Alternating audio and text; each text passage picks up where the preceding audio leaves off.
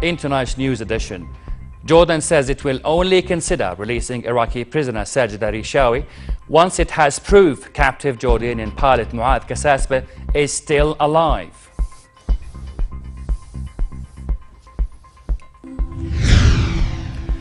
The parliament declares it fully stands behind the government and armed forces in the country's efforts to secure the release of pilot Muad Kasasbeh.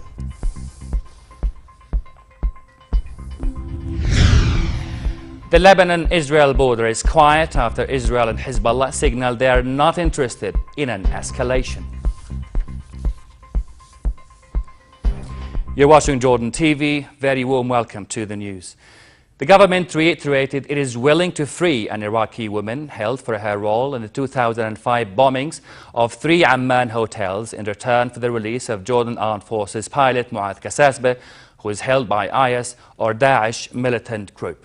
State Minister for Media Affairs and Communications, Mohammed Al-Momani, said the release of Sajida Rishawi is tied to proof that the pilot is still alive. Prime Minister Abdullah Mansour briefed the Parliament on Jordan's efforts to secure the freedom of Kasasbeh. Here's more.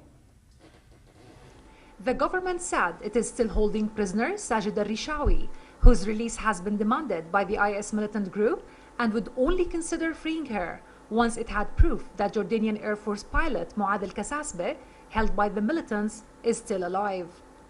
Roughly an hour before a deadline set by the group was due to pass for the handover of Rishawi, government spokesman Mohammed Al-Momani said Jordan is still holding her. Rishawi is on death row for her role in the 2005 suicide bomb attacks that killed 60 people in Amman. We want to emphasize what we said yesterday, that Jordan is willing to exchange Sajida Rishawi with the Jordanian pilot Muad al-Kasasbeh. At this point, we want to emphasize that we have asked for a proof of life from Daesh, and we have not received anything as of yet.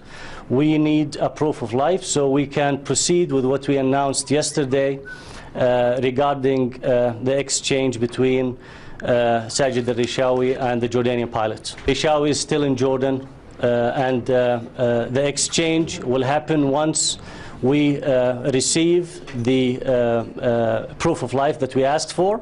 Then we can proceed with the next step that we announced yesterday. Momani pointed out that the efforts of the Jordanian state and all its bodies are going on, and there is a follow-up at the highest levels around the clock. He stressed that Jordan, throughout its history, has witnessed numerous crises and has always overcome them firmly, strongly, and courageously. Prime Minister Abdullah Mansour briefed the Parliament about the Jordanian efforts to secure the freedom of Kasasbeh. The Parliament said it stood behind the Jordan Armed Forces, Arab Army, to ensure the safety of the pilot and his return as a top priority in the negotiations being conducted through mediators. We Jordanians love and defend our country. Our son is dear to us. We leave the negotiation to our government to conduct it in its own way to guarantee the freedom of our son. We cannot negotiate through the media. The effort undertaken by the government is tremendous. We hope it will materialize to bring back our son. But we cannot talk prematurely about what's going to happen. In a statement, the Parliament underlined the importance of maintaining a strong position at the official and popular levels. It said Parliament fully stood behind the armed forces in these crucial moments that Jordan has been experiencing. Hala Dababne for the news at 10. Sajida Rishawi, an Iraqi national, is on death row in Jordan for her role in the 2005 suicide bomb attacks at 3 Amman hotels that killed over 60 people and injured many more. She was recruited by her husband, Ali Hussein al-Shammari, who belonged to assassinated Al-Qaeda leader Abu Mus'ab al-Zarqawi, to carry out terrorist attacks along with her husband, who was killed in one of the attacks. But she was saved when her explosive belt failed to detonate in one of the attacks. She was arrested in the city of Salt 3 days after she fled the scene in one of the Amman targets. In 2006, the State Security Court sentenced her to death for 2 charges: conspiring to carry out terror attacks and possessing explosives for that purpose. But the execution has since been suspended. Border guards shot and wounded one of two infiltrators who tried to breach the border from Syria earlier today. A spokesman for the Jordan Armed Forces, the Arab Army General Command headquarters, said the two men had fled deep inside Syrian territory. In other news now, Israel and Lebanon's Hezbollah group signaled they are not interested in further escalation after a cross-border missile attack that left two Israeli soldiers dead. The frontier was quiet today, although Israeli drones flew over the area. Here's an update. A flare-up between Israel and the Lebanese Hezbollah group appears to be over. The Lebanon-Israel border was quiet a day after Hezbollah killed two Israeli soldiers and injured 7 others in retaliation for a deadly airstrike in Syria last week. Israel said it had received a message from the UN peacekeeping force in Lebanon, UNIFIL, that Hezbollah was not interested in further escalation. In Beirut, a Lebanese source briefed on the situation said Israel informed Hezbollah via UNIFIL that it doesn't want the battle to expand. The Lebanon government also said it is committed to preserving the stability along the border.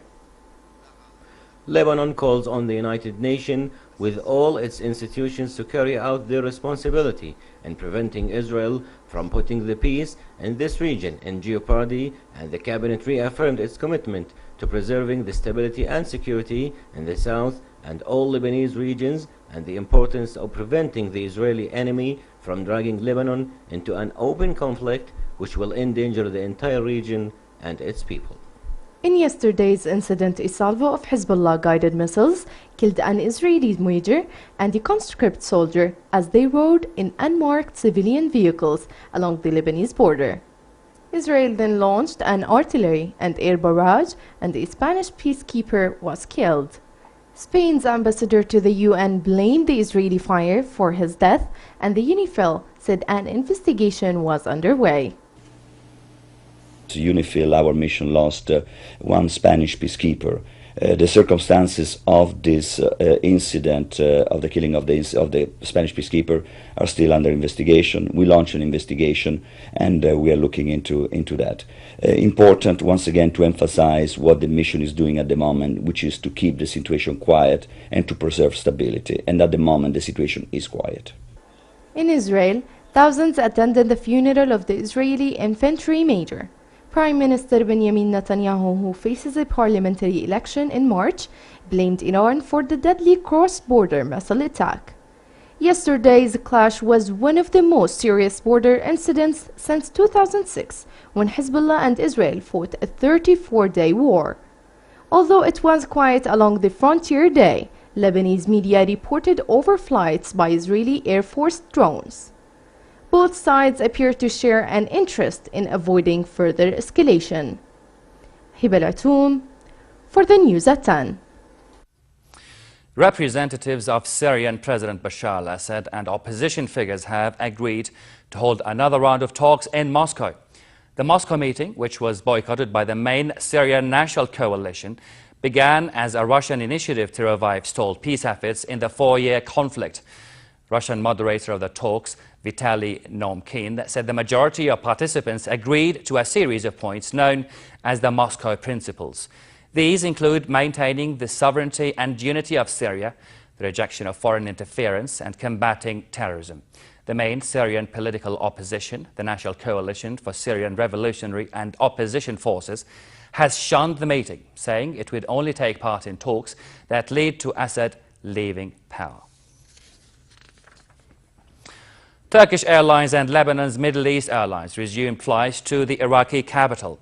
Flights were halted earlier in the week when bullets hit a plane as it was landing in Baghdad. In the fresh violence today, at least 6 people were killed in a double suicide attack on a base housing militia groups fighting alongside the Iraqi government north of Baghdad.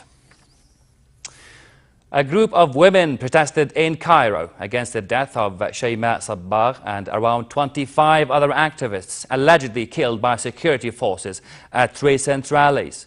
The protests were to mark the anniversary of Egypt's 2011 uprising. Sabah died on Saturday as riot police were trying to break up a small, peaceful demonstration. Her friends said she was shot, and images of her bleeding body rippled out across social media, sparking outrage and condemnation. Egyptian Interior Minister has said an investigation into her death is underway, promising prosecution if any member of the security forces is found responsible. The United Nations said Libya's warring factions have agreed in principle to move future negotiations on ending the crisis from Geneva back to the war-ravaged country. Some of the opposing factions met in Geneva earlier this week under UN auspices, but key representatives from the Tripoli-based government stayed away, demanding the dialogue be held within Libya. The Tripoli-based parliament, the General National Congress, welcomed the Geneva statement and said it would end a boycott of the negotiations declared after Prime Minister Abdullah Thani's forces seized a central bank branch in the eastern city of Benghazi.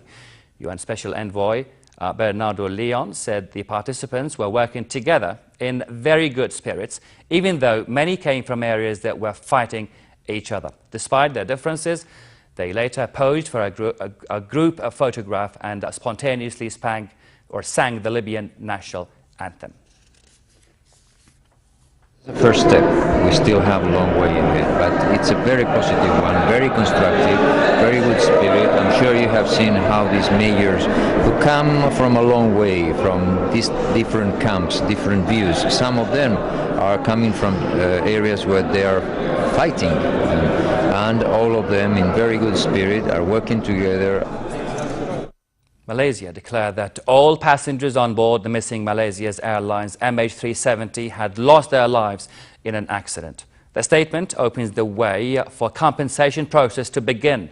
The Boeing 777 aircraft disappeared on March the 8th last year, carrying 239 passengers and crew, shortly after taking off from the Malaysian capital of Kuala Lumpur, bound for Beijing. Months of searches have failed to turn up any trace.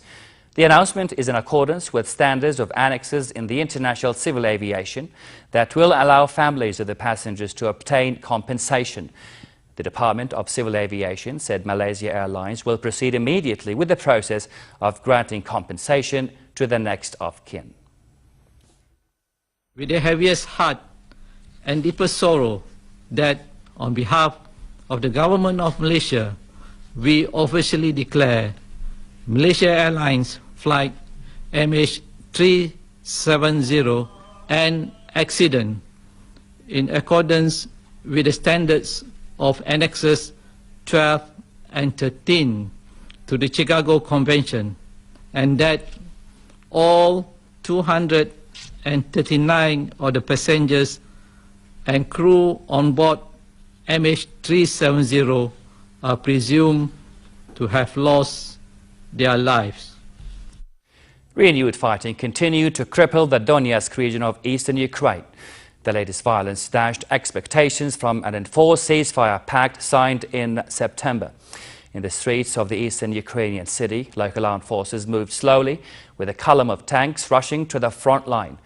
The armed forces said they had launched a new offensive. Close combat was raging in the streets of one village, and both sides were shelling each other daily. European Union officials had drawn up an agreement which would extend sanctions against Russia by 6 months and authorize new steps. Ukrainian Foreign Minister Pavlo Klimlin met NATO chief Jens Stoltenberg amid rising violence in the country.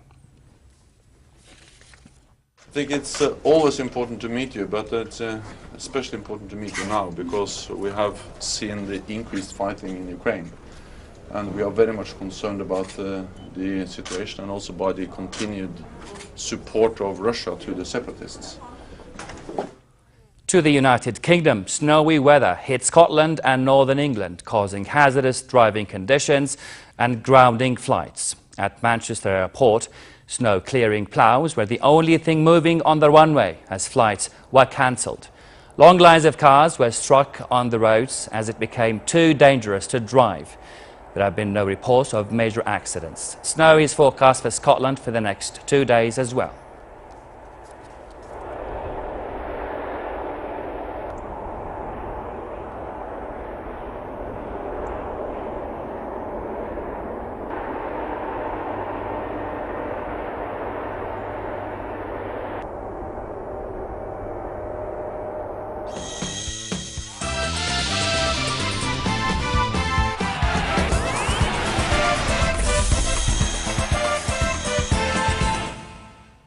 Andy Murray overcame a blistering start from Thomas Burdick to advance to his 4th Australian Open final with a 6-7, 6-love, 6-3, 7-5 victory. Murray will meet either top seed Novak Djokovic or defending champion Stanislas Wawrinka, who play the semi-final on Friday for the title. It is Murray's first Grand Slam final since he beat Djokovic at Wimbledon in 2013 and 8th of his career.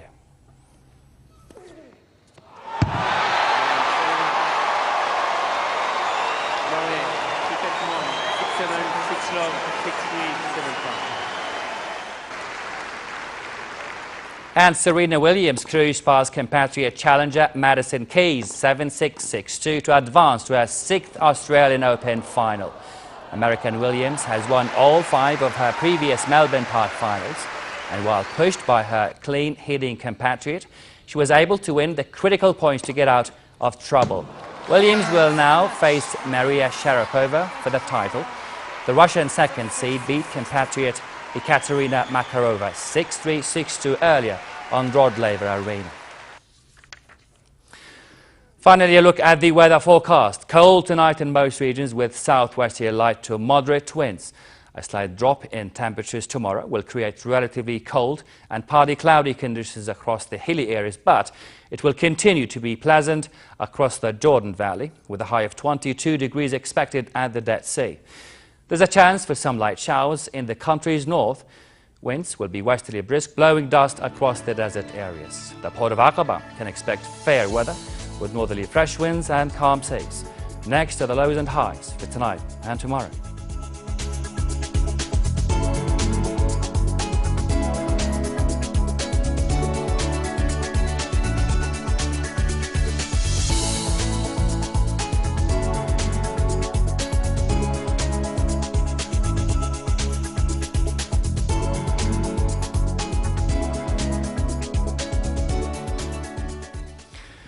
To close our top stories once again, Jordan says it will only consider releasing Iraqi prisoner Sajid Rishawi once it has proof Captain Jordanian pilot Muad Kasasbe is still alive.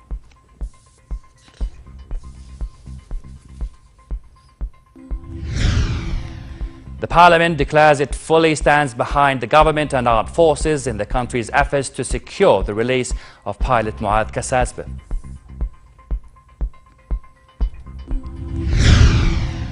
And the Lebanon-Israel border is quiet after Israel-Hezbollah signal they are not interested in an escalation. And that's the end of tonight's news. My name is Raad Lubtoush. Thank you so much for your time. Have a good night.